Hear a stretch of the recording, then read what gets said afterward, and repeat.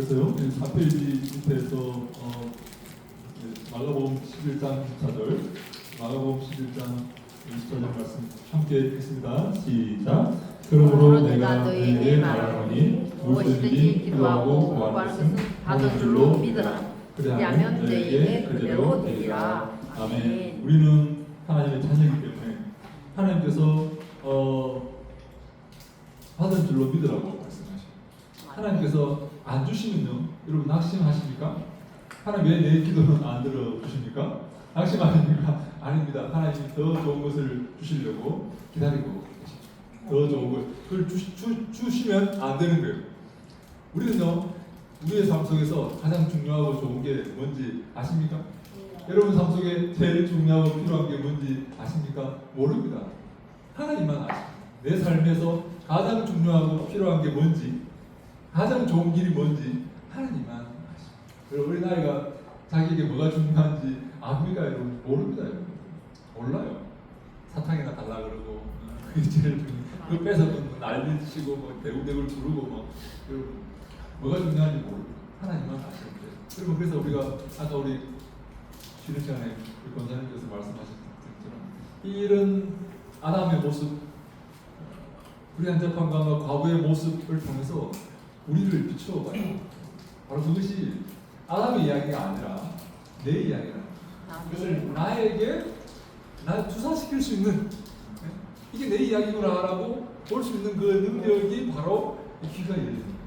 아, 이게 바로 내 이야기구나, 나에게 주시는 말씀이구나 하는 것을 알 때 내가 은혜를 받고 내 삶이 바뀌고 내가 교훈을 받게 되는 것이죠. 그래서 이게 내 이야기구나, 내가 바로 이런 모습이구나, 나는 이렇게 살면 안 되겠구나 하는 것을 교훈을 받아요.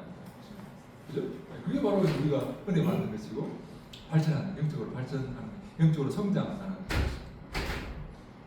그래서 근데 우리가 이제 그렇다면 우리는 무엇을 기도해야 될 것인가 하는 게 우리 마태복음 7장 7절로 12절 말씀입니다. 구하라 그리하면 함께 있습니다. 시작. 구하라 그리하면 너희에게 주실 것이요, 찾으라 그리하면 찾아낼 것이요, 문을 두드리라 그리하면 너희에게 열릴 것이니, 구하는 이마다 받을 것이요, 찾는 이는 찾아낼 것이요, 두드리는 이에게는 열릴 것이라. 너희 중에 누가 아들이 떡을 달라 하는데 돌을 주며 생선을 달라 하는데 뱀을 줄 사람이 있겠느냐? 너희가 할지라도 좋은 것으로 자식에게 줄 줄 알거든 하물며 하늘에 계신 너희 아버지께서 구하는 자에게 좋은 것으로 주시지 않겠느냐?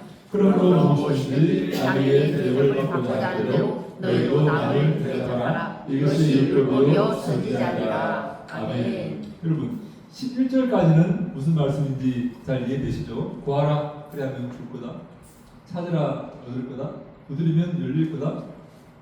악한 자라도 자식에게 좋은 걸 주지 않느냐? 악한 아빠라도 자식에게는 좋은 것을 주지 않느냐? 하물며 하늘에 계신 너희 아버지께서 구하는 자에게 좋은 것을 주지 않겠는가? 그래서 무조건 어떻게 하든지 구하라, 무조건 구하라. 하나님은 구하는 것을 주시는 게 아니라 좋은 것을 주신다. 내가 구하는 걸 주시는 게 아니라 내게 필요하고 좋은 것을 하나님이 주신다는 거죠. 아멘입니까? 아멘. 구하는 자에게 좋은 것으로, 그래서 구하는 자에게 좋은 것으로 주시지 않겠느냐. 그래서 무조건 어떻게 하든지 구하라. 쉬지 말고 기도하라. 네? 항상 기도하고 낙심하지 말라. 그런데 12절에 생뚱맞는 그런 말씀이 하나 등장하는데, 무엇이든지 남에게 대접을 받고자 하는 대로 너희도 남을 대접하라. 이게 율법이요, 이게 바로 구약 성경이다. 다시 말해, 이 당시 마태복음이 기록될 때는 신약 성경이 아직 없었거든요. 그래서 이게 바로 성경이다, 이게 바로 하나님의 말씀이고 하나님의 뜻이다라는 말. 바로 이게 이 율법이요 선지자라는 말이 이게 바로 하나님의 뜻이다, 하나님의 말씀이다 하는 그런 뜻입니다. 뭐가요? 남에게 대접을 받고자 하는 대로 남을 대접하라. 근데 왜 이 말씀이 등장했냐는 거죠. 11절까지는 이해됩니다. 구하는 자에게 좋은 걸 주시니까 구하라, 두드리고 찾으라. 그러면 하나님께서 주시는데 구한 걸 주는 게 아니라 좋은 걸 주신다. 그죠? 이 가지는 여러분 이해되시죠? 왜? 아버지시니까. 악한 자라도 좋은 걸 주는데 아버지가 어떻게 하나님 아버지가 좋은 걸 안 주시겠냐? 그러니까 와라. 갑자기 12절에 그러므로 인과관계 접속사죠, 그죠? 앞에는 원인이고 뒤에는 결과입니다. 그래서 뭘 구하라고요? 그래서 뭘 구해야 됩니까? 우리가 남에게 남을 주고자 하는 대로 남을 네, 그래서 이걸 그래서 마태가 예수님께서 이렇게 말씀하신 거예요. 다른 사람에게 잘 남을 대접하기 위해서 구하라. 아멘. 아무거나 구하면 준다는 말이 아니라 남에게 대접하는, 내가 대접받고자 하는 그것을 남에게 대접하기 위해서 구하라. 네, 바로 그 말씀. 그럼 하나님께서 네, 주시지 않겠느냐? 당연히 주시죠. 그래서 그 말, 내 욕심을 위해서 구하는 게 아니라 남에게 대접하기 위해서 구하라는 거죠. 그럼 하나님께서 좋은 것으로 주시지 않겠느냐? 아멘. 아멘. 네. 우리 이 말씀을 붙들고 아무거나 왜 주신다? 구하라 준다고 하지 않느냐? 이렇게 말하면 안 되죠. 이 말씀의 원래의 뜻은 그러므로 뒤에 나옵니다. 그러므로 결국 원인과 결과적 인과 관계의 그러므로가 앞에는 원인이고 뒤에는 결과입니다. 구하라 해놓고 그러므로 뭘 구하라고요? 남에게 대접받고자 하는 그들을 남을 대접하기 위해서 구하라는 아멘. 말씀입니다. 네. 그래서 우리 사랑하는 우리 여러분들은 이 말씀을 정말 전가의 보도처럼 아무데나 이렇게 그냥 구하라고 했지 않냐, 구해봐 주실 때 이게 아니라 다른 사람을 공개하고 대접하기 위해서 구하는 그런 말씀입니다. 그래서 그런 기도는 하나님께서 반드시 들어주신다. 아멘. 그런 나의 욕심을 위한 기도가 아니라 나의 배를 채우기 위해서 하는 기도가 아니라 그런 기도를 해야 된단 말이죠. 그래서 우리 마태복음의 이 기도는 무엇을 기도해도 응답하시는 것처럼 기록되어 있지만 그렇다고 내 욕심을 위해서 구하는 기도는 하나님 응답하지 않으시죠.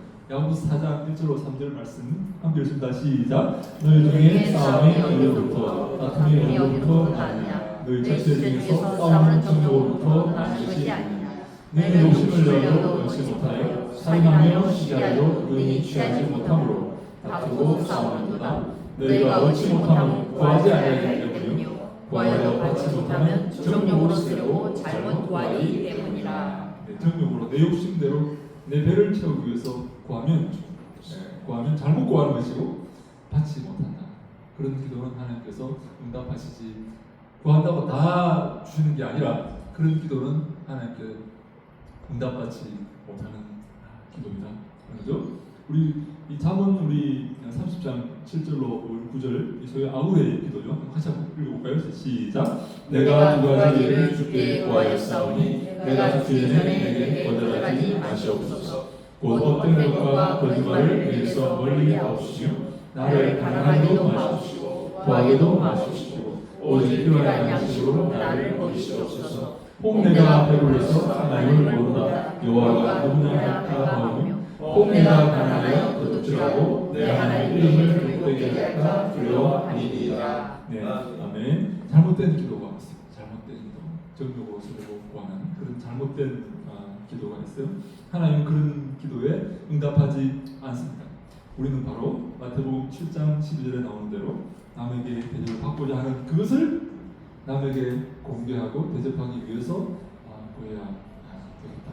그래서 그러므로라는 이 말이 등장하는 것이죠. 그래서 우리 누가 보면은 그러므로 너희는 장차 이 모든 일을 능히 피하고 인자 앞에 서도록 항상 기도하며 깨어 있으라. 이렇게 항상 기도하고 깨어 있으라. 항상 기도하는 거죠. 사무엘이 심지어 기도하는 것을 쉬는 것은 이게 죄다. 하나님과의 바른 관계를 구축하기 위해서 기도하고 하나님과 친밀히 여기는 이것을 중단하는 것은 죄다. 여러분 죄는 무엇입니까? 하나님과 분리 아닙니까? 그래서 하나님 아담과 하와가 죄를 짓고 동산에서 쫓겨나게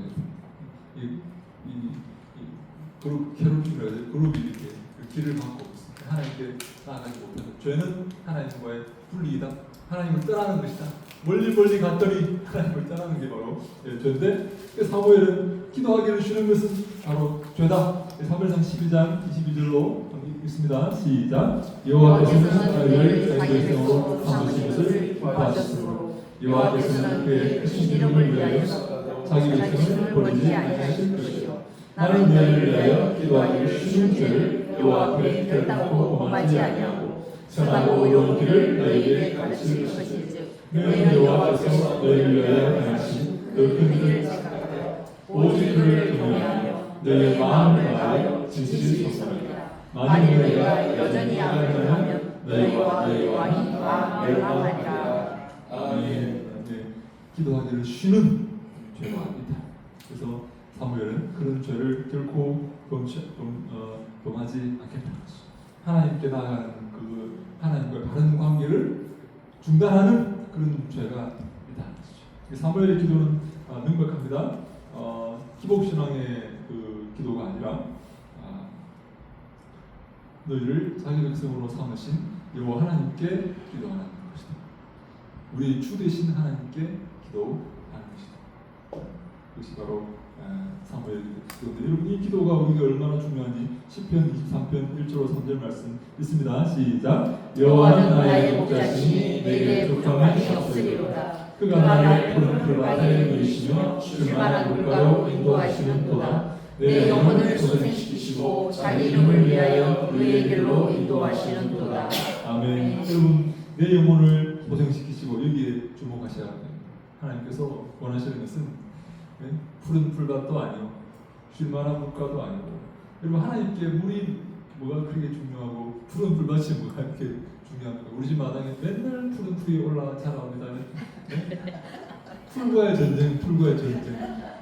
오늘도 비가 오죠. 가보면 풀이도 무릎까지 자라있습니다. 이거 닦아야 돼요.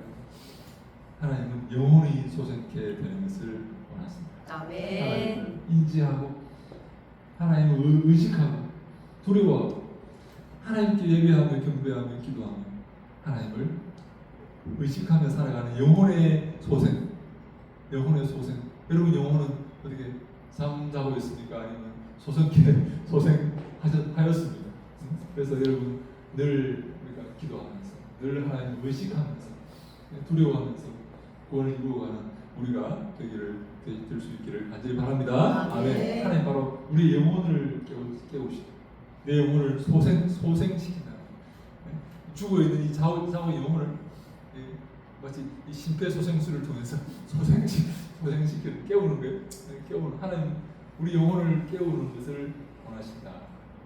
영혼이 잠들어 있는 사람들이 얼마나 많은지 하나님을 몰라요. 생각하고 싶지 않고 하려고 하지도 않습니다. 그런 얘기하면 화를 내요. 영혼이 잠들어 있는. 왜 그런 사람이 있습니까 주위에? 그런 사람이 있습니다. 예, 맞아요. 영혼이 잠들어 있고 죽어 있는. 자, 네, 하나님은 당신의 백성의 영혼을 일어나라. 내가 너를 대화하고 싶다. 기도하라.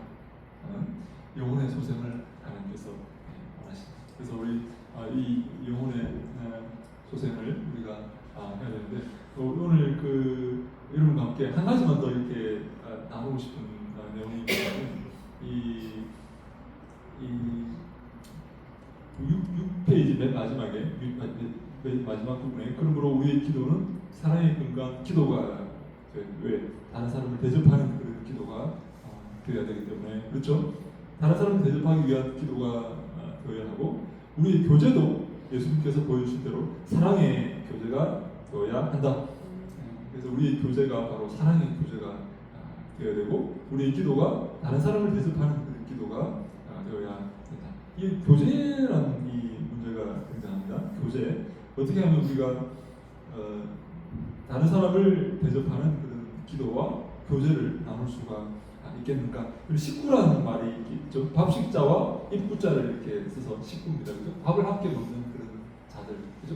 그걸 식구라고 이렇게 하는데 식사라는 것은 지금도 여러분 식사가 얼마나 중요합니다. 여러분 우리가 그 밥을 함께 먹는다는 것은 굉장히 의미가 있는, 우리가 다른 사람 모르는 사람과 밥을 함께 먹습니까? 그렇지 않죠? 그리고 여러분 원수랑 밥을 함께 먹습니까? 왜 안 먹습니까? 소화가 안 됩니까? 왜 안 먹습니까? 참니까? 원수 같은 사람 있죠. 그래서 숟가락 넣고 내려가지고 그죠? 네, 같이 앞에 밥을 먹으려고 그러면 숟가락 던져버리고. 네, 근데 이 식사라는 것은 우리 옛날에도 굉장히 이 중요한 그런 의식이었습니다. 지금도 그러는데 옛날에는 더 이렇게 이 부족 사회에서 훨씬 중요한 그런 의식이었어요. 아브라함하고 함께 밥을 먹지 않았습니다. 근데 우리가 이제 예배를 드리면 이제 새로운 공동체가 되었습니다. 이제 그래서 바울이 이렇게 말합니다. 이전 것은 지나갔으니 보라 새로운 새 것이 되었다. 우리 이전 것은 지나고 새로운 것이 되었기 때문에 우리는 이제 새로운 가족이 되는 것입니다. 이런 표현이 여러분 좀 부담스러우십니까? 새로운 가족이 되었습니다. 그래서 우리 모두가 다 형제요 자매. 근데 이전 것이 있어요. 이전의 관계가 있어요. 이전에 내 육신의 관계, 그죠? 예수 믿기 전에 관계 있겠죠. 네? 그 관계가 있고 새로운 하나님은 그 관계는 지나갔대요. 하여간 새로운 관계가 이루어져서 우리는 모두가 형제요 자매. 여러분 주 앞에서 부모와 자식이 있을까요? 하나님 앞에 가서 여전히 우리 자식이 우리 아들이 나한테 아빠라고 부를까요? 아닌 것 같죠, 그죠? 네, 아닌 것 같아요. 똑같은 하나님을 아버지로 섬기는 형제요 자매가 이전의 관계는 부모와 자식이고 네? 아들이고 하지만 형제로 하지만 이제 하나님 앞에 가면 모두가 다 똑같아질 것이다. 동의하십니까? 아멘. 네. 불만 있습니까? 네. 근데 좋죠. 좋습니까? 네? 아니요. 네. 하여간 네. 새로운 이제 비전이 되었기 때문에 우리 교회에서 우리가 피가 안 섞였지만 형제요 자매라고 이렇게 부르는 것이죠.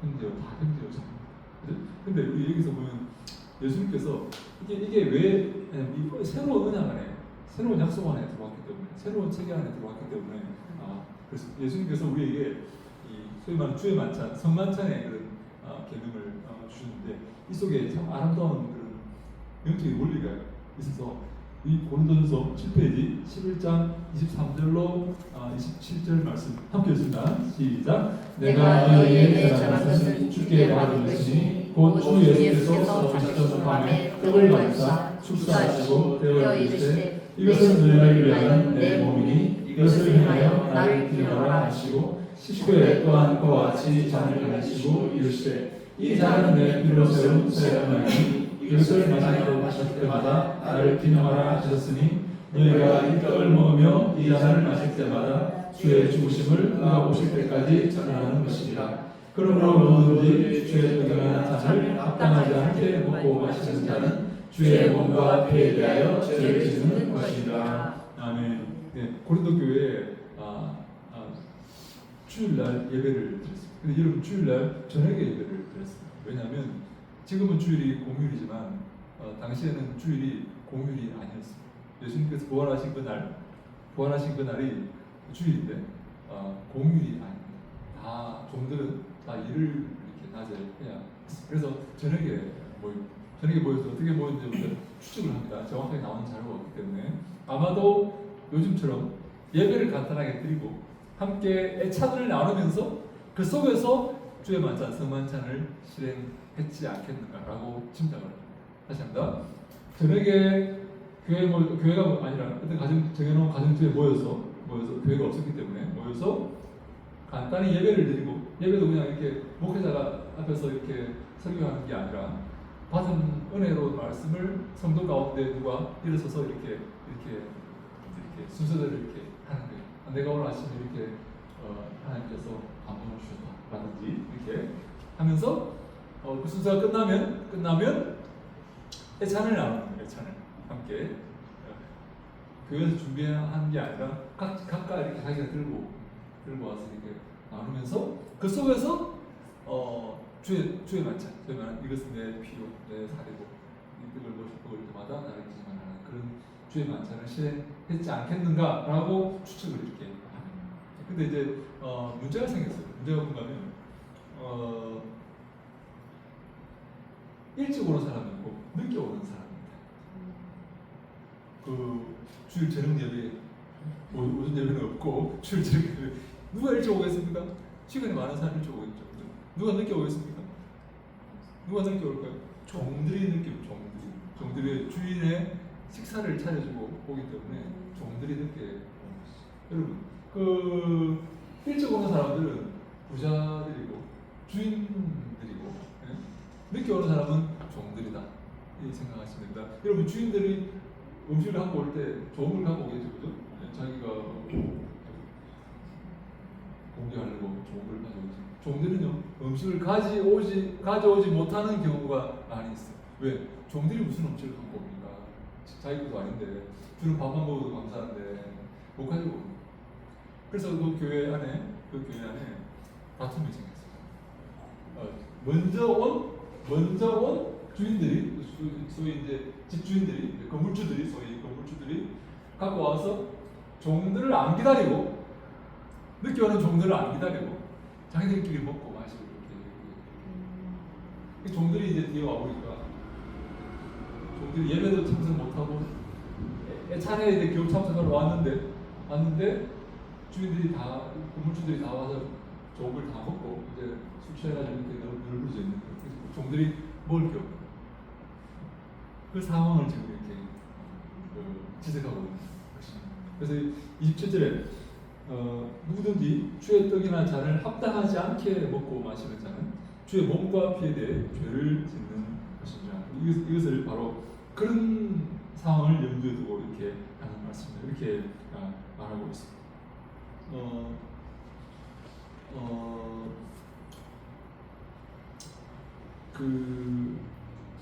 조금 이렇게 지나가서 조금 제가 이게 좀 이렇게 보면 이렇게 좀 약간 7페이지에 조금 이렇게 어려운 그런 내용이 조금 있는데 볼 때는 우리 10페이지 볼까요? 10페이지 중간에 보면 10페이지 여러분 중간에 보면 이 고린도전서 11장 27절로 34절 말씀인데 28절에 사람이 자기를 살피고 그 후에야 이 떡을 먹고 잔을 마실지니 주의 몸을 분별하지 못하고 먹고 마시는 자는 자기의 죄를 먹고 마시는 것이라. 그러면 우리 중에 약한 자가 있고 병든 자가 있고 잠자는 자도 적자. 다시 말해 성만찬을 예찬의 이 정신을 구현하지 못하고 성만찬을 잘못 시행한 그런 고린도 교회에 하나님께서 벌을 내리셔가지고 약한 자가 있고 병든 자가 있고 잠자는 자 심지어 죽은 자도 있다. 우리가 우리를 살피고 이렇게 했으면 판단을 받지 않겠지만 판단받는 것은 주께 징계를 받는 것이기 때문에 그래서 여러분 33절에 보면 그런즉 내 형제들아 먹으러 모일 때는 서로 기다리라. 먹으러 모일 때 찬을 시행할 때는 기다려라. 먼저 왔다고 내가 맛있는 걸 갖고 왔다고 너희들끼리 방에 모여서 먹고 치워버리는. 그래서 나중에 오는 이 종들이 늦게 올 수밖에 없는 이 종들이 먹을 게 없어가지고 부끄러워하는 그런 일이 벌어지는 게 바로 주의 몸과 피에 대해서 죄를 짓는 것이다.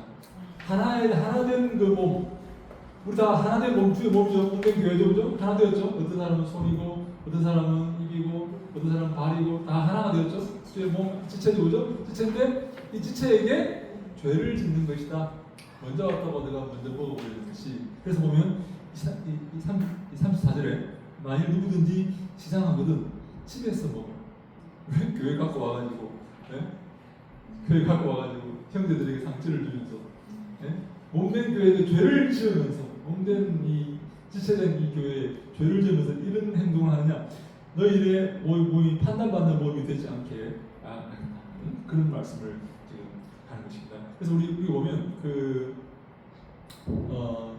이 하나의 이 식사가 우리가 예배를 우리가 비슷하죠. 예배를 드리고 함께 식사하는 이런 이 전통, 예배를 드리고 함께 식사하는 이 전통은 초대교회의 예배의 모습과 아주 유사하다.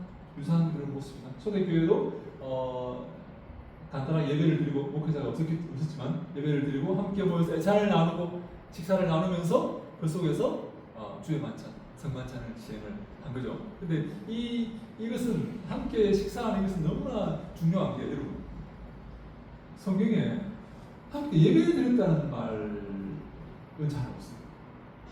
와서 그냥 찬미하고 관이라 이렇게 하고 함께 모여서 예배 드렸다는 말보다는 이 교제에 대해서 문제를 지금 우리 말하고 있어요. 교제의 시간, 이 함께 밥 먹는 문제를 얘기하고 있어요.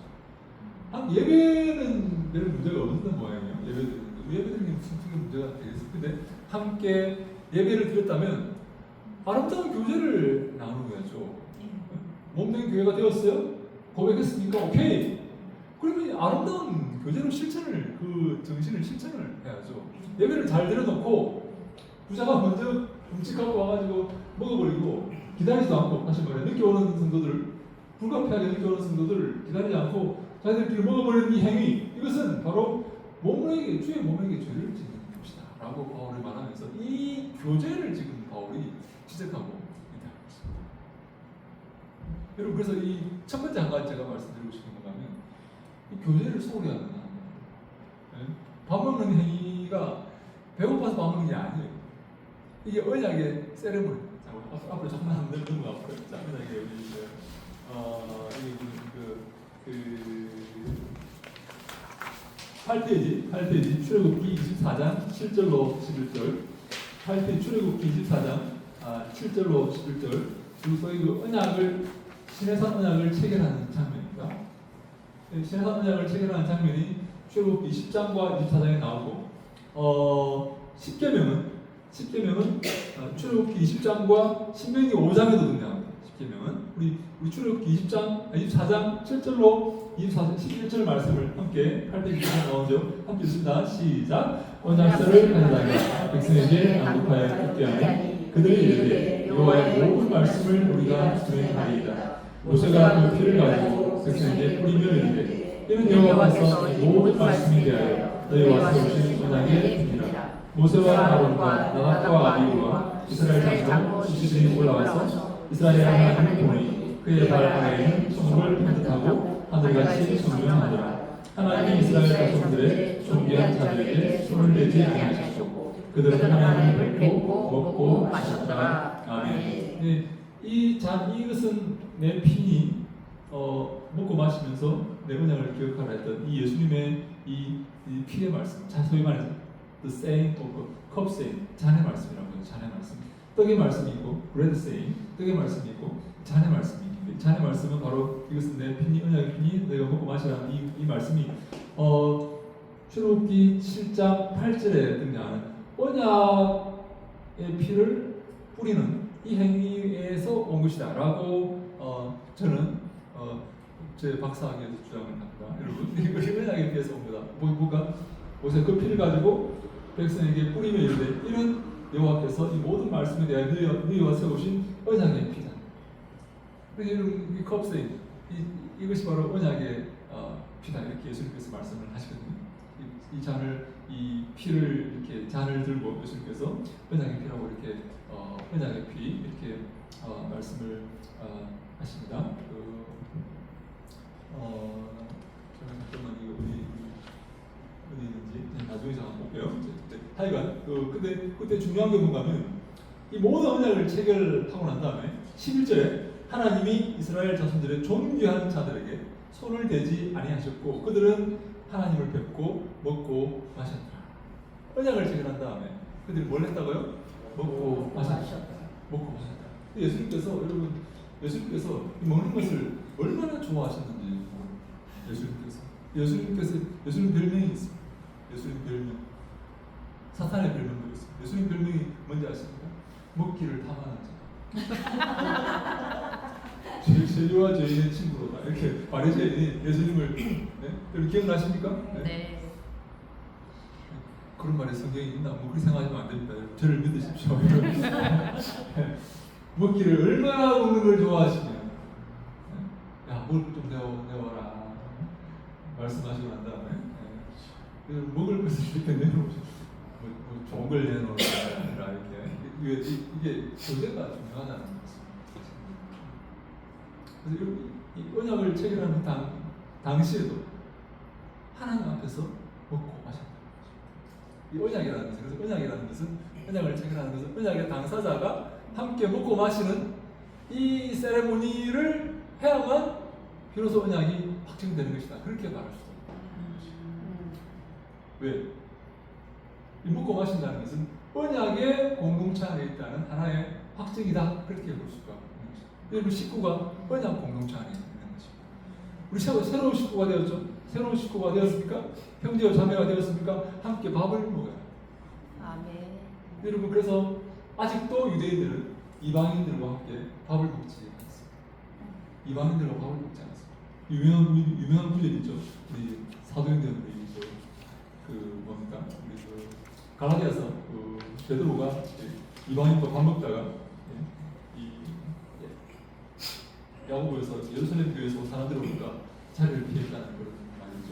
우리 갈라디아 2장 우리 9페이지 맨 밑에 한번 다시 읽어볼까요? 9페이지 유명한 그 소위 말하는 이 베드로의 책망 사건이죠.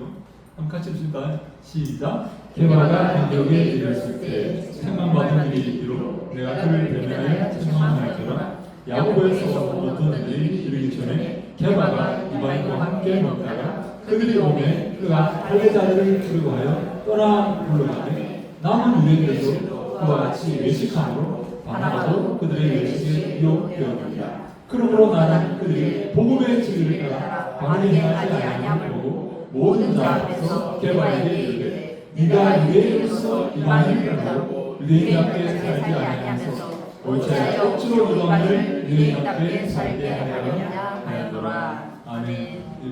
이분 사실이 좀 어려운데 제가 좀 설명을 해드릴게요. 그 게바가 누굽니까? 게바가 베드로죠. 베드로가 안디옥 교회에 이렇게 왔습니다. 안디옥 교회는 성교의 전초 기지죠, 그죠? 근데 여러분 당시에 팔레스타인에 큰 두 개의 교회가 있었어요. 저기 예루살렘 교회, 어머니 모교회죠, 모교회. 예루살렘 교회 수장이 누굽니까? 베드로. 예루살렘 교회 수장이 누굽니까? 야곱. 예수님의 동생 야곱. 예수님의 동생 야곱. 베드로가 수장이 아니라 예수님 동생 야고보가 수장. 그래서 여러분 야고보에서 온 자가 이렇게 야고보에서 온 자. 다시 말해 예루살렘 교회에서 온 자. 베드로가 지금 안디옥 교회, 베드로는 안디옥 교회에 있는데, 베드로가 안디옥 교회는 이방인들로 구성된 그런 교회죠. 이방인들로 함께. 근데 베드로가 이방인들과 함께 식사를 이렇게 하는. 식사할 수 있습니까? 없습니까? 할 수 있죠. 왜? 새로운 구조물이 때문에. 우리 이방인과 유대인이 아니고 이전 것은 지나갔어요. 유대인도 중요한 게 아니고 이방인도 중요한 게 아니고 앵글로 섹슨도 중요한 게 아니고 게르만도 중요한 게 아니고 아무것도 중요한 게 아니고 이전 것은 지나갔어요. 새로운 구조물이 되었죠. 그래서 이방인과 함께 식사할 수 있죠. 당연히 할 수 있죠. 그게 우리의 신앙 고백이고 몸된 교회 신앙 고백 아닙니까? 우리가 한 지체가 되어서 함께 형제 자매가 된 거죠. 이방인이나 유대인이나, 그죠? 근데 베드로가 밥 먹고 있다가 식사하고 있다가 야고보에서 온 자가 도착을 했다는 소식을 듣고 자리를 피한. 왜 그랬을까요? 예루살렘 교회는 아직까지 이 유대인 그리스도인들이 이렇게 잡고 있고 아직까지 이방인들과 함께 하나가 되는 이거에 대해서 아직 보수적인 그런 사람들이 유대인들이 있다. 그 사람들이 와서 자기를 책망할까봐. 어떻게 올바른 겁니까? 이방인들과 함께 식사하는 게 올바른 겁니까? 여전히 유대인들과 이렇게 모여서 노는 게 그게 올바른 겁니까? 이방인들과 함께 식사하는 게 올바른 거죠. 그죠? 바울이 가장 중요하게 생각해 바로 이 진칭이 믿음으로 어렵게 되는 것이다. 혈육으로 어렵게 되는 게 아니라 믿음으로 어렵게 되기 때문에 이방인이나 유대인이나 다 똑같다. 우리는 믿음으로 함께 하나님의 자녀가 되었다는 게 바로 이 진칭이 바울이 가장 중요하게 표방했던 그런 진리 아닙니까? 그죠? 바울이 볼 때는 이 베드로가 하는 짓이 외식하는 체하는 잘못된 거예요. 그죠? 어떻게 이방인들과 함께 밥 먹다가 예루살렘 교회에서 온 사람들이 도착했다고 하니까 도망을 가요? 피해요? 자리를 피해요? 불필요한 소음을 잡음을 만들지 않기 위해서 했는지 모르겠지만 하여간 피했기 때문에 바울이 베드로를 불러다가 책망을 네가 유대인으로서 이방인을 따랐다. 이게 무슨 말이에요? 너가 이게 바로 영적인 있어. 이 영적인 유대, 영적으로 하나님께 택함받은 자 아니냐? 왜 이방인처럼 행동하냐? 이게 무슨 말입니까?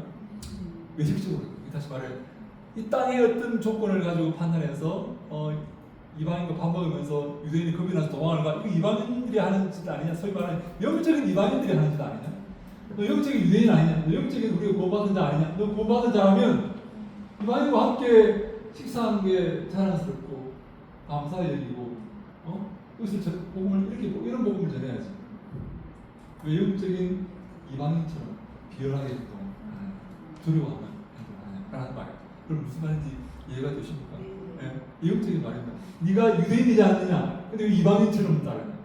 유대인답게 네가 살지 않으면서, 다시 말해, 영적인 유대인처럼 살지 않으면서, 영적으로 하나님께 택함받은 하나님 자녀처럼 살지 않으면서, 어떻게 네가 이방인들을 이 영적인 유대인처럼 만들게 전도를 하러 다니냐? 또 영적인 유대인이지 않느냐? 왜 이방인처럼 행동하면서 저 사람들을 내가 이렇게 전도하려고? 너 그렇게 하면서 어떻게 저 사람들을 전도해? 이방인과 밥 먹는 걸 부끄러워하면서 어떻게 저 사람들에게 복음을 전한다고? 생명의 복음, 이신승의 복음을 내가 전한다고? 그 말이 되냐? 하는 그런 말. 그리고 지금은 좀 이해가 안 되시더라고요. 이해 되시죠, 여러분? 그죠? 네, 이해되죠? 표정을 좀 이해되는 표정을 느껴요. 그래서 여러분, 그래서 이 이방인들은 아직 지금도 유대인들은 이방인들과 밥을 먹지 않습니다. 혼합 공동체의 하나의 세레모니입니다. 밥 먹는 게. 한 언약 안에 있다. 우리가 지금 모임 후에 밥 먹지 않습니까? 밥 먹겠죠, 그죠? 네, 오늘도 우리 귀하신 분께서 식사를 또 이렇게 내신다고 이렇게 하여간 밥 먹는데 이것이 배고파서 배 채우는 것이 또일 수 있지만 하나의 언약 공동체 안에 있는 하나의 의식이다. 이렇게 볼 수 있는 것이. 함께 밥 먹는 게 쉬운 게 아니에요. 이게 누구나 배 채우기 위해서라면 누구나 하면 더 먹을 수 있겠죠. 그러나 그런 의미가 아니라 영적인 하나의 이 공동체 안에 있다는, 한 언약 안에 있다는, 한 아버지를 섬기는 식구라는, 영적인 식구라는 그런 메시지가 여기에 포함되어 있다는 것이. 그래서 여러분, 우리 예배드리고 가는 사람이 있어요. 설교하기 싫어서 가는 사람. 뭐라고? 밥당만 하기 싫어서 가는 사람도 있고. 네. 있죠. 어떤 교회. 누구 교회라고 얘기 안 하겠지만 하여간 그렇습니다. 네. 먹으면 미안해서 해야 된다고. 먹으면 미안하고 그게 뭐라고 그러죠? 네. 그게 뭐가 미안하다고 하여간 이건 하나의 배 채우기 위해서 먹는 게 아니라, 설거지하기 위해서 먹는 게 아니라 영적인 식구라는 세레모니야. 영적인 언약의 세레모니다. 예배 연장이다. 예배 연장. 함께, 그래서 이 식사를 통해서 예배를 확증하는 것이다. 마치 언약을 식사를 통해서 확증하듯이 함께 먹고 마시는 하나님 앞에서 함께 먹고 마시는 이게 언약의 세레모니의 확증이다. 이렇게 우리 옛날에도 여러분 어떤 조직과 조직이 어떤 계약을 체결할 때 함께 식사를 하거나 도장을 찍고 함께 식사를 하는 거예요. 이런 유산들이 남아 있는 것이죠. 그래서 우리는 이 함께 밥 먹는 것을 배 채우기 위해서 먹는 게 아니라 언약적 관점에서, 영적인 관점에서 바라볼 수 있어야 됩니다. 그래서 절대로 여러분 가시면 이야기해야 됩니다. 가면 가시면 필요 없고 그게 중요한 게 아니고 함께 먹는 게 중요한 것이다. 함께 우리가 한 형제요 자매되어 한 식구가, 영적인 식구가 되었다는 것을 확증하는 그런 하나의 이 소위 세레모니로서 먹는 거지. 이게 배 채우기 위해서 먹는, 배 채우면 좋은 거 많이 있어요. 네? 밖에 가면 왜 이걸 하여간 그래서 근데 이 식사를 잘못 시행하면, 오해해서 잘못 시행하면, 다시 말해 먼저 사람 먼저 먹고 늦게 교회는 못 먹고 편을 가르고 여기서 이것이 하나의 몸된 교회로서의 모습을 상실하면 중요하기 때문에 벌을 하나님께서 내리십니다. 이 세레모니가 중요하기 때문에 하나님이 벌을 내리시는데, 우리 이거 보니까 우리 11페이지 중간쯤에 30절, 32절 보면 18, 29절 보면, 먼저 18, 29절 보면 먼저 자기를 살피고 그 후에 아직 떡을 먹고 이 잔을 마셔라. 자기를 살펴라. 우리가 함께 하나 된 교회임을 기억하고 이 식사에 참여하라. 이 주의 몸을 분별하지 못하는 자는, 이게 몸된 교회라는 것을 분별하지 못하는 자는 죄를 먹고 마시는 것이다. 이 교제를 파괴하는 자는, 아름다운 교제를 파괴하는 자는, 다시 말해 먼저 먹고 왔다고 먼저 먹고 늦게 오면 못 먹고 하는 이런 잘못된 분열을 야기하는 자는 몸된 교회를 파괴하는 자인데, 이거는 자기의 죄를 먹고 마시는 것이다. 그래서 30절 보면, 우리 30절 32절 말씀 함께 읽습니다. 시작. 그러므로 너희 중에 약한 자와 병든 자가 많고 잠자는 자도 적지 아니하니 우리가 우리를 살폈으면 판단을 받지 아니하니라. 우리가 판단을 받는 것은 주의 징계를 받는 것이니 이런 의미로 세상과 함께 정죄함을 받지 않게 하려 하심이라. 주님께 징계를 받아서 너희 중에 약한 자가 있고 병든 자가 있고 많고 잠자는 자도 적지 않다. 죽었답니다. 하나님께 징계를 받아서, 다시 말해 애찬 성만찬을 잘못 실행해서 몸된 교회 정신을 망각하고 잘못 실행해서 죽은 자들이다. 바울이 그렇게 말해요. 약한 자와 병든 자가 많고 너희 중에 잘못 실행해서 심지어 잠자는 자도 적지 않다. 그래서 자기를 살피고 주의 몸된 교회를 분별하고 먹고 마셔야지, 분별하지 못하고 먹고 마시는 자는 자기의 죄를 먹고 마시는 것이다. 이것이 얼마나 우리 예찬과 성만찬의 정신이 얼마나 의미하고 중요한지 그대로 바울은 우리에게 경고합니다. 이것이 얼마나 이 정신을, 예찬의 정신, 이 만찬의 정신을 잘 이렇게 수행하는 것이 얼마나 중요한 일이다 하는 것을 경고하기 때문에 이 몸된 교회의 정신을 망각하지 않고 잘 살리면서 이렇게 우리가 살아가야 된다 하는 것을, 근데 여러분 이 성찬과 성찬과 세례라는, 여러분 개신교회 하나님께서 은혜를 주시는 두 가지 방편이 있어요. 은혜의 방편이라고 하는데 두 가지가 있는데, 개신교는 우리 개신교는 은혜의 방편이 뭔가면 성찬과 세례입니다. 성찬과 세례. 어떤 사람은 여기에 죄송합니다. 성찬과 세례와 말씀. 성례와 말씀. 우리 세례는 여러분 다시 말해 세 가지인데 여기다가 우리 개신교회 여기다가 존 칼빈이 기도를 집어넣었어요. 은혜의 방편입니다. 은혜의 방편, 은혜의 통로라고. 개신교에서 은혜를 받을 수 있는 통로를 또 네 가지로 봐요. 기도까지, 칼빈이 말한 기도까지 포함해서 이 네 가지로 봐요. 다시 말해 이 네 가지를 통해서만 하나님께서 우리에게 은혜를 주신다는 것이죠. 은혜의 방편. 여러분 평소에 우리가 하나님께 우리 세례는 우리가 받을 때가 있죠. 세례 받을 때 은혜를 받습니다. 그리고 성찬식도 우리가 자주 하지만 1년에 한 4차례 정도 이렇게 한다고 보면 그때 은혜를 이렇게 받는 거예요. 평소에 말씀으로 은혜를 이렇게 받습니다. 그리고 기도할 때도 칼빈이 말한 대로 기도도 포함하면 기도할 때도 은혜를 받을 수 있어요. 이 네 가지를 통해서 하나님 우리에게 은혜를 주시기를 원하시기 때문에 이 성찬이 굉장히 중요한 은혜의 통로가 된다. 그래서 성찬을 많이 하면 많이 할수록 좋다. 그런 말도 이렇게 있습니다. 그래서 이 성찬을 행하시고 애찬을 이렇게 할 때 항상 이걸 영적인 안목으로 이렇게 보고, 왜 이 애찬과 성찬을 제정하셨는가, 하라고 하셨는가, 기념하라 하셨는가, 그래서 기억하면서 영적인 의미를 부여하시고 거기서 은혜를 받을 수 있으면 좋겠다 하는 것입니다. 단순히 그냥 한 끼 먹는 게 아니라 하나의 종교적인 은혜를 우리가 받아야 되겠다. 그래서 결론은 애찬은 언약의 의식이고 성찬은 은혜의 방편이기에 우리 이 둘을 잘 행하여서 칭찬받는 교회가 되면 좋겠다. 이렇게 결론을 내려봅니다. 네, 그래서 우리가 이 모든 것에서 여러분 잘 아시겠지만 영적인 눈을 떠서 이 말씀이 우리에게 교훈하는 게 무엇이지? 단순히 그냥 이스라엘 역사 얘기하는 게 아니라 우리에게 오늘을 살아가는 내게 주시는 교훈과 영적인 의미가 무엇인가 하는 것을 볼 수 있어요. 그래야만 이 구약 성경이 우리에게 의미가 있는 그런 책이 되는 것이죠. 그런 은혜가 우리 모두에게 넘치기를 간절히 소망합니다. 아멘. 네, 혹시 여러분 질문 있으십니까? 네. 질문은 아니고요. 네네.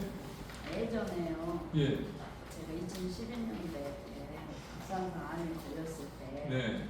그 육신의 그 암도 암이지만 환경적으로도 최악의 상태였을 상황이었는데, 네. 제가 계속 기도했어요. 하나님 앞에 교회 갔어요. 네. 근데 하나님이 아까 목사님 말씀하신 여호와는 나의 목자신 내게 부족함이 없어요. 이 말씀을 계속 주셨거든요. 기도 중에. 네.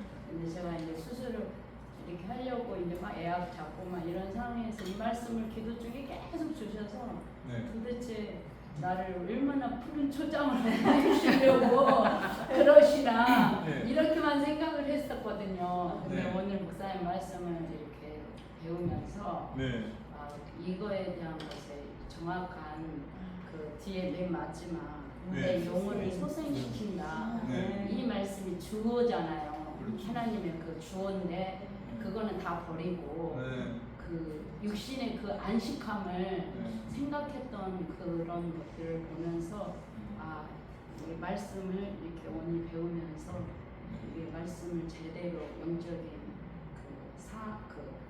그 해석을 제대로 알아야지 네. 거기서 힘을 얻는 그 힘이 틀리다는 생각이 굉장히 들었거든요. 그렇죠.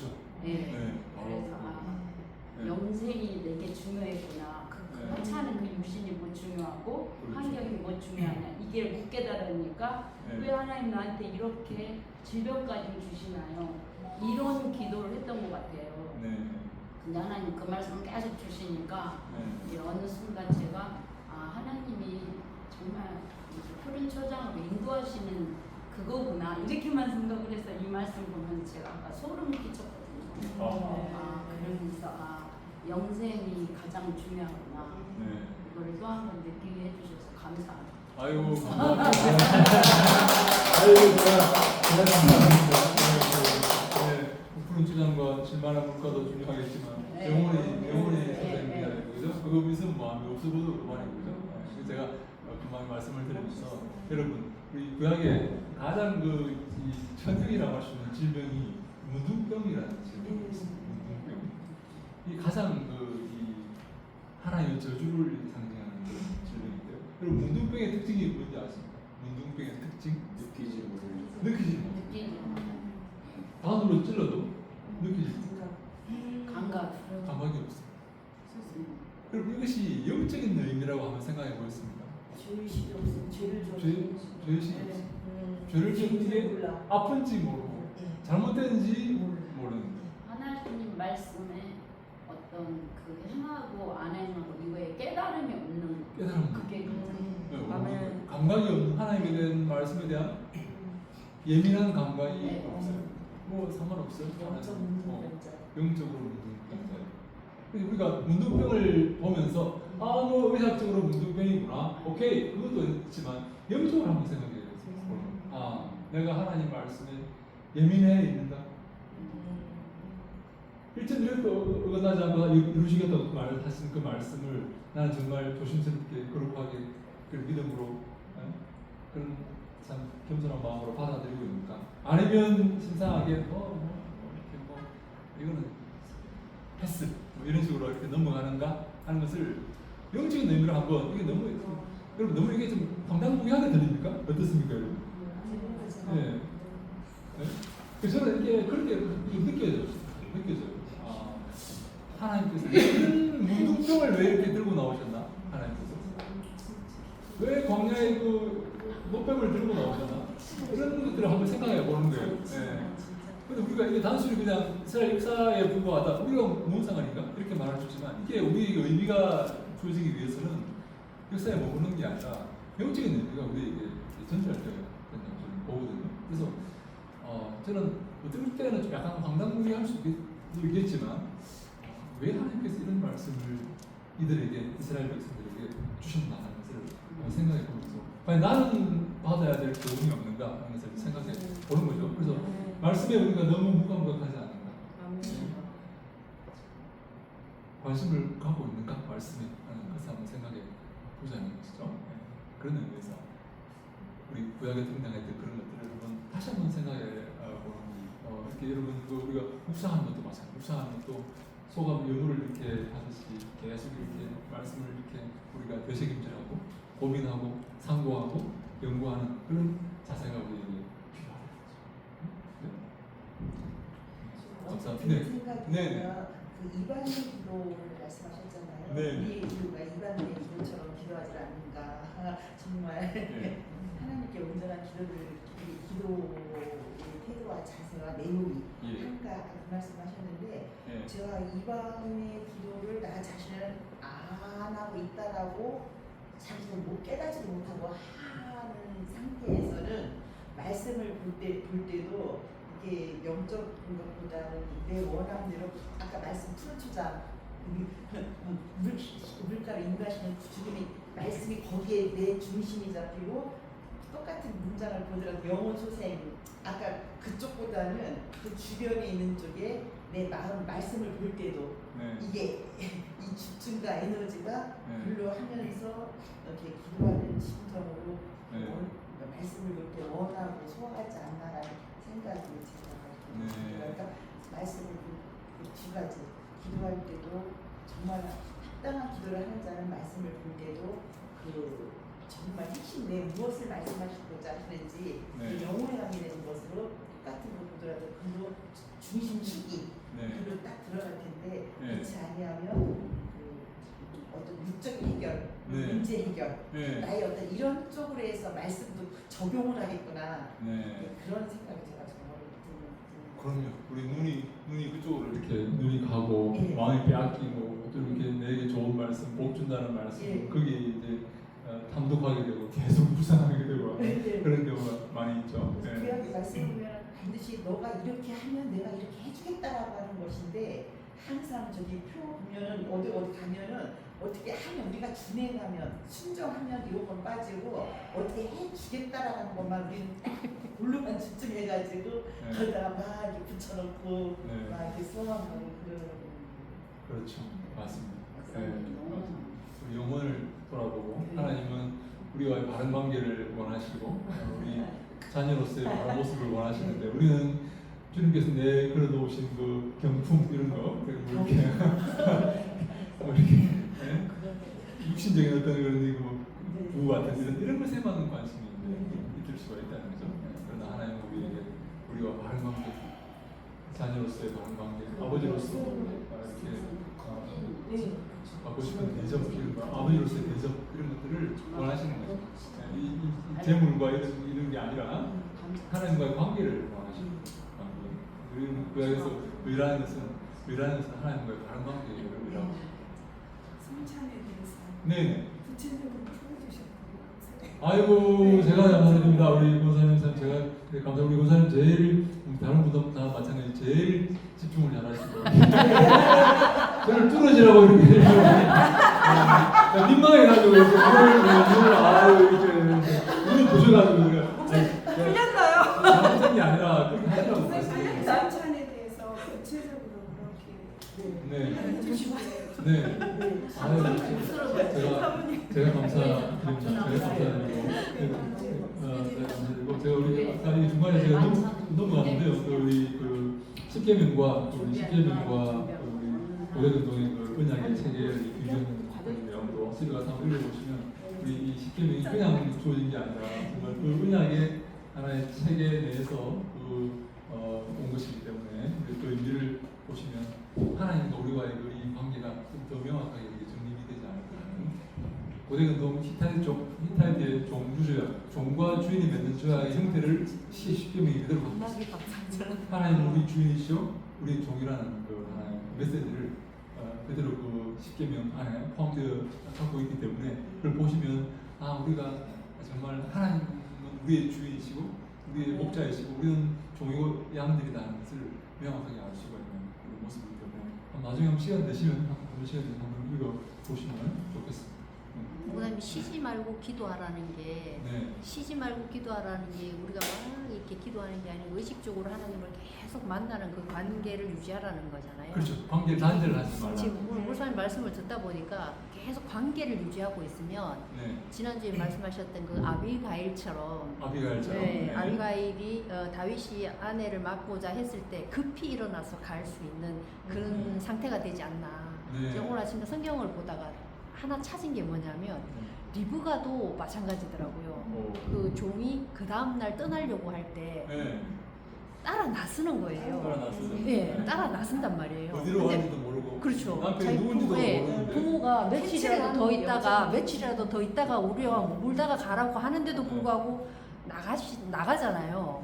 근데 근데 가면 끝인데 이제 가면 그쵸. 끝인데. 근데 얼마나 두려운 상태였을까요? 근데 하나님하고 바른 관계에 있으니까 따라 나설 수 있지 않나. 준비가 되어 있는 네, 준비가 네. 레디 있고 레디 준비가 그렇죠. 되어 네, 있는 그냥 예. 레디 액션이 지금 다 준비가 되어 네. 있는 거예요. 그러니까 관계가 굉장히 중요한 것 같아요. 늘 네. 이렇게 의식하고 있으니까 이게 되어지는 게 아닌가 싶거든요. 그러니까 성경에도 물론 그런 부분들이 정확하게 있지만 우리가 그 현재 교회 생활을 하면서 정말 하나님과의 바른 관계가 있고 목사님 말씀을 통해서 제대로 이해하고 어떤 길을 가야 되는 그 깨어있음이 있다면 교회 안에서 어떤 일을 행할지라도 따라갈 수 있는 게 따라가는 그 하나님의 일이라면 주의 종이 이렇게 해서 이 교회를 이렇게 세워가겠다. 그러면 나를 먼저 생각하지 않고 그 길을 따라가는 게 지금 현재 그 리브가와 아브가일과 그 가는 길이 우리도 같이 가는 길이라고 저는 생각이 들거든요. 그게 지금 현 시대의 신앙의 모습이에요. 그래서 이론적으로 안 보면 네. 이건 아닌데 왜 이렇게 하시나 뭐 예를 들어서 뭐 네, 이렇게 네, 할 수 네. 있지만 정말 영적으로 이렇게 우리가 한번 주님께서 원하시는 게 무엇인가, 내가 어떻게 하는 게 교회를 위해서 교회를 파괴하는 게 아니라 교회를 세우는 길인가 하는 것을 생각해 보면 우리가 하나님께서 원하시는 그 길을 알 수 있는 거죠. 알게 되는 거죠. 그래서 맞아요. 준비되어 있는 거예요. 사실 리브가가 남편이 공부인지 남편이 장애인인지 남편이 누군지 이삭이 누군지 본 적도 없는데 여러분 그럼 여러분 가시겠습니까? 그 종을 따라 나서겠습니까? 쉽지 않죠. 쉽지 않죠. 쉽지 않아요. 알아보고 막. 온갖 정보를 다 통해서 온갖 정보를 이렇게 찾아서 남편이 누군지 내가 결혼할 만한 사람인지 이렇게 제보를 될 텐데 하나님께서 인도하셨는지 따라 나가겠다는 거예요. 그 어딘데 그죠 여러분 어딘데 하면 평생을 이제 못 보는데 평생을 우리 부모를 이제 못 보는 그런 그야말로 출가 외인이 되는 것인데 영적으로 이렇게 보는 그런 안목이 있는 거죠. 믿음의 여인들의 그런 공통적인 그런 특징입니다. 하나만 네. 뭐지 그 바다가 죽음을 뜻한다고 말씀하셨잖아요. 네. 근데 그 예수님이 그 네. 무리를 이렇게 걸어 오시는 네. 행위가 네. 죽음을 통치하고 죽음을 다스리는 그런 의미입니다. 단순히 예수님께 쇼로 그냥 이 바다 위로 이렇게 걸어가시는 게 아니라 그럼요. 이게 죽음의 세력을 통치하시는 그런 권세자라는 의미예요. 그걸 보여주시고. 그걸 보여주려고 하는데 의도적으로 그냥 의도적으로. 발로 밟고 가시는. 예수님께서 순간이동으로 거기 가시지 왜 바다를 적극 걸어가십니까? 왜요? 옷 5개? 왜 그렇게 하실까요? 네, 사망 권세를 내가 통치하고 있다. 내가 다스리고 이들은 내 권세하겠다. 그걸 보여주시기 우리가 이렇게 하기 위해서 그런 세레모니를 하시는 거예요. 그걸 보면서 우리가 이렇게 나옵니다. 물을 밟으시고 하나님께서 물을 밟으시고 하는 그런 부분이 나옵니다. 물을 밟으시고 다시 말해 하나님은 바다를 밟으시는 분이라는 게 구약의 개념이 있어요. 그걸 예수님께 친히 실천해 보여주셔요. 왜 하나님께서 예수님께서 그냥 순간이동으로 가시는지 아니면 뭐 말씀만 하시는지 하시는지 왜 바다를 저벅저벅 걸어가세요?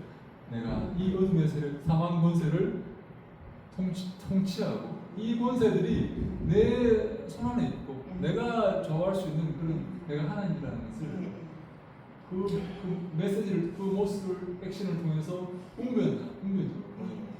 내가 하나님이다. 나를 따르라. 내가 어둠의 세력을 통치하고 있다. 이들은 다 내 아래에 있다. 내 말에 순종한다. 그래서 빨리 지금 바다를 꾸짖고 잠잠하라고 이렇게 말씀하십니다. 내가 하나님이다.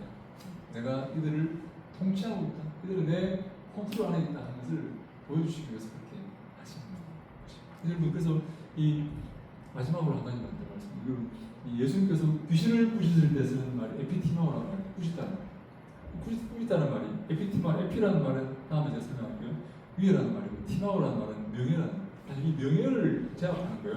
이 에피티마오 꾸짖다는 말을 어디에 쓰시는가 하면 베드로에게 쓰시고 베드로 꾸짖을 때 네가 나를 넘어지게 하는 자다 꾸짖을 때 사탄에게 쓰시고 질병에게 쓰시고 파도에게 자연환경에 씁니다. 이게 이 에피티마오라는 말을 원래 꾸짖다는 말인데 원래 귀신에게 쓰는 말이에요. 귀신을 꾸짖고 나가라고 이렇게 할 때, 근데 이 귀신이 베드로 뒤에도 서 있고 파도 뒤에도 서 있고 베드로 뒤에도 서 있고 병 뒤에도 질병 뒤에도 귀신이 서 있는 거예요. 예수님께서 이 귀신을 쫓아내시는 거죠. 예수님께서 그런 권세가 있다는 것을, 사탄을 제압할 권세가 있다는 것을 알게 하기 위해서 에피티마와 독이라는 단어를 이렇게 사용합니다. 꾸짖다라는 단어를 사용합니다. 예수님께서 귀신을 꾸짖고 이 어둠의 권세를 꾸짖고 이 모든 당신의 앞길을 가로막는 이런 병이나 파도나 사탄이나 이런 사람이나 이런 것들을 꾸짖고 당신의 일을 이루시는 하나님이심을 예수님께서 응변하고 계십니다. 예수님은 바로 결론은 제가 내리는 결론은 신약에서 예수님은 하나님이십니다. 아멘. 그래서 우리 교회는 예수 교회이고 그리스도 기독교. 예수님께서 하나님이신 거예요. 하나님을 섬긴다고 하나님 교회가 아무리 말해도 예수님을 섬기는니까. 신약은 바로 하나님께서 예수님을 통해서 우리에게 임재하시고 계시하시기 때문에 예수님을 섬기고 예수님께서 길이요 진리요 생명이 되시는 줄로 믿습니다. 아멘. 예수님을 통해서만 하나님께 나갈 수가 있는 것입니다. 여러분 감사합니다. 하나님 우리 질문 없으시죠? 네. 자, 우리 다시 한번 기도할까요? 한 1분간 같이 기도합니다. 하나님, 저희들에게 우리 영혼을 소생시켜 주시옵소서. 하나님을 알게 하시고, 하나님께 민감하게 하시고, 말씀 앞에 두려워 떨며 순종하는 우리가 되게 하셔서 주님께 칭찬받는 믿음의 삶을 살게 하여 주시옵소서. 하나님이 저희들에게 긍휼을 베푸시고, 긍휼히 여기시고, 하나님 불쌍히 여기셔서 하나님이 특별히 우리 사랑하는 우리 기쁨의 교회 하나님 주의 뜻 가운데 날로 부응하게 하시고 우리 목사님 주님의 큰 일에 귀한 종으로 사용되게 하시고 우리 모든 성도들 주님께서 붙잡으시고 늘 함께하여 주시옵소서. 우리 함께 주께 맡깁니다. 주여 도우시고 함께하시고 축복하셔서 옳은 길로 인도하시고 우리의 삶을 통해 영광 받아 주시옵소서. 1분간 같이 기도합니다. 아버지 하나님 감사합니다. 저희를 사랑하셔서 우리 함께 모여서 주의 말씀 나누었습니다.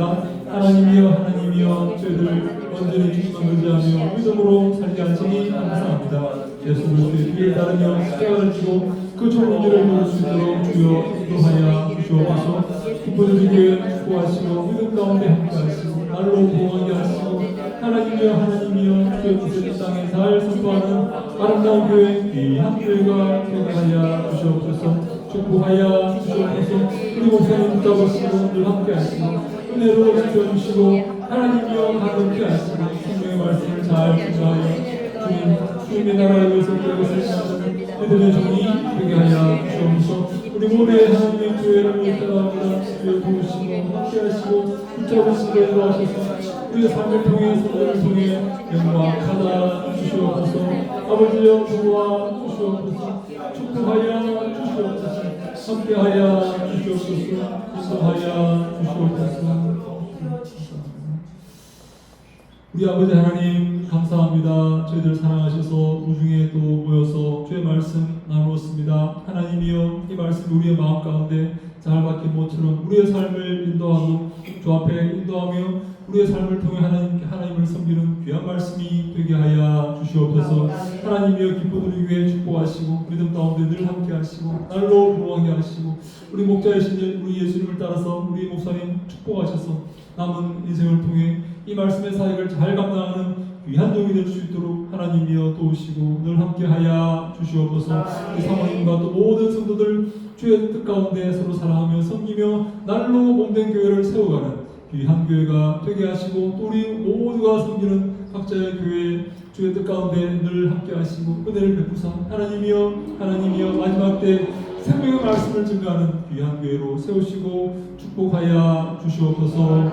하나님, 저희들의 삶을 통해 영광 받으시고 남은 인생을 주를 위해 살아서 주님께 칭찬받는 믿음의 종들이 다 되게 하실 것을 믿사옵고 예수님 이름으로 기도하옵나이다.